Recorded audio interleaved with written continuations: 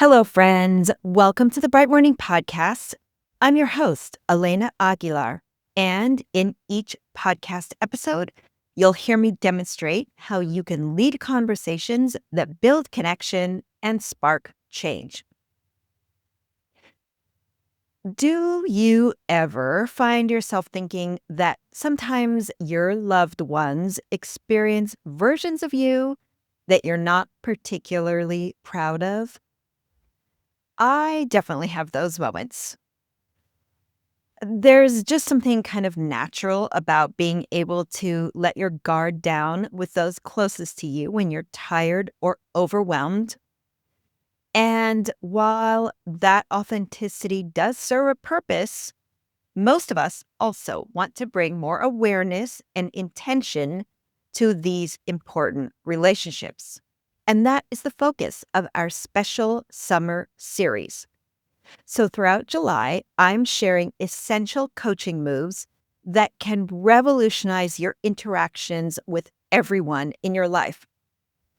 So I'm going to be highlighting applications in personal relationships, since so many of you are spending extra time with friends and family this summer. And each technique works just as effectively in professional contexts. And that's the unique value of these approaches. They simultaneously enhance your personal connections and your professional interactions. So, for each technique, I'm going to explain what it is, why it works so powerfully, and I will demonstrate some realistic examples and put it into practice. Okay, before we jump in, I do have an exciting announcement to make, which is that this episode and all of my episodes moving forward are now also available as video podcasts on YouTube. And you can find a link to my channel and to this episode in the show notes. Okay, let's dig into today's transformation tool. So today's coaching move is acknowledging emotions. This means consciously recognizing and naming the feelings that someone is experiencing as they speak to you without judgment and without any attempt to change those emotions. So take just a moment to recall a conversation, perhaps a recent conversation, in which someone shared something difficult with you. Maybe it was your partner expressing frustration about work, or maybe your child was upset about a friendship, or a friend was anxious about a health concern. And then see if you can recall, what was your first instinct? Now, for many of us, our first instinct might be to immediately jump into problem solving or reassurance or even dismissal, like saying something like, oh, it'll be fine, or no, don't worry about it. Or like, well, here's what you could do. But before giving advice or offering a solution, people need to feel that their emotional experience has been seen and understood. And that is where the power of acknowledging emotions comes in. So, what exactly does acknowledging emotions look like or sound like? It's actually really simple and profound.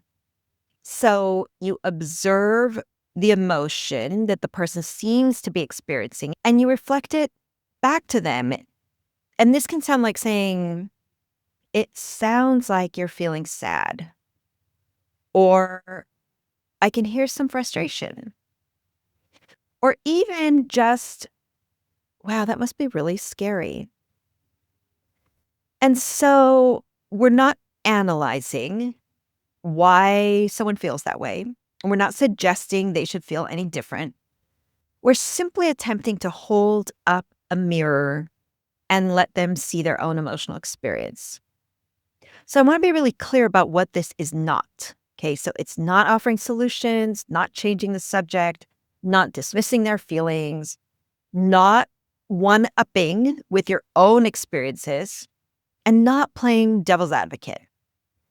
Those are all really common responses, but they're responses that close off connection. Okay, so why does this strategy work of holding up a mirror and letting someone see their emotions?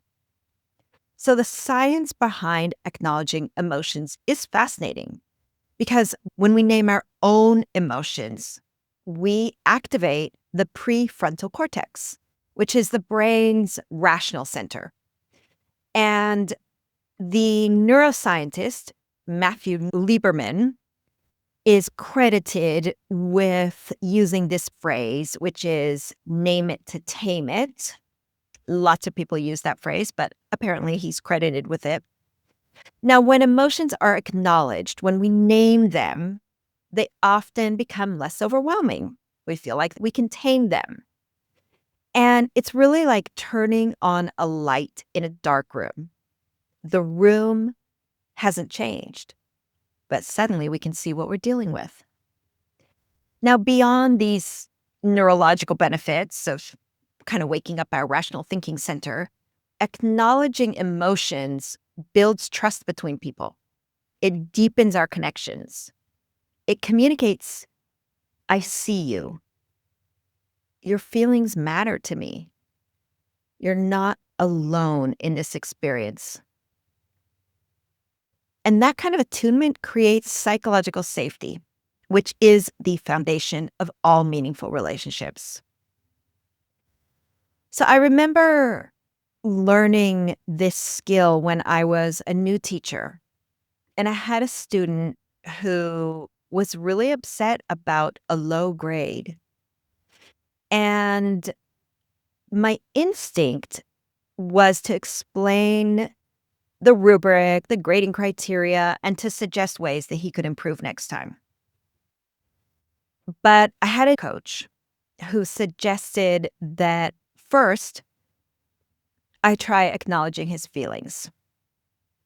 And so instead of jumping into an explanation, I just said, you seem really disappointed about this grade. And I remember how his shoulders just kind of dropped and he nodded and he said, yeah, I worked so hard on this. And just that moment, that acknowledgement created a space for a much more meaningful conversation about how to approach the next assignment. And I've learned this lesson so many times, both in my professional life and my personal life. And the more I practice it, the more my conversations with family members and friends have transformed, especially when things are challenging. Because when someone feels truly seen in their emotional experience, their defensiveness melts and real connection becomes possible. So let me demonstrate what acknowledging emotions might sound like in an everyday conversation. And first, let's look at an interaction with a child who comes home from school feeling upset because they weren't chosen for a classroom job that they wanted. So, without acknowledging emotions, you might respond like this: don't worry about it. You'll probably get picked next time. Well, what job did you get? Maybe you can talk to your teacher about why you weren't chosen. Now, these responses are well-intentioned, but they are skipping over the kid's emotional response. And they are either minimizing their feelings or changing the subject or jumping to problem solving. So here's how that same conversation could sound with emotional acknowledgement. You sound really disappointed about not getting that job. It can be really sad when something you wanted didn't happen. It is hard to feel left out or overlooked. So those responses simply reflect and validate what the child is feeling without trying to fix it or change it. And after acknowledging, then you could ask, would you like to talk more about it? Or is there something I can do to help? But that comes after an emotional connection is made. Okay, let's look at how this might sound in an example with an older parent. So imagine that your elderly father is frustrated about not being able to do yard work that used to be easy for him. Without acknowledging emotions, you might say,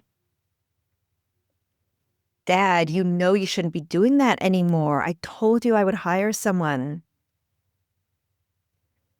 At your age, you have to expect some limitations. Let's talk about something more positive. Okay, so those responses dismiss his feelings or minimize his feelings or even just suggest that he shouldn't feel the way he does. So, with emotional acknowledgement, the conversation might sound like, yeah, it sounds like it's really frustrating to not be able to do things that used to be easy for you. Or, I can hear how important it is to you to maintain some independence and take care of your home. Or, this transition must be difficult. Going from doing everything yourself to needing help sometimes must be so hard. So, those are responses that honor his emotional experience and the identity shift that he's going through without immediately trying to solve the practical problem or dismiss his feelings. And as you practice acknowledging emotions, here are some tips to keep in mind. So, first, listen for the feeling beneath the words.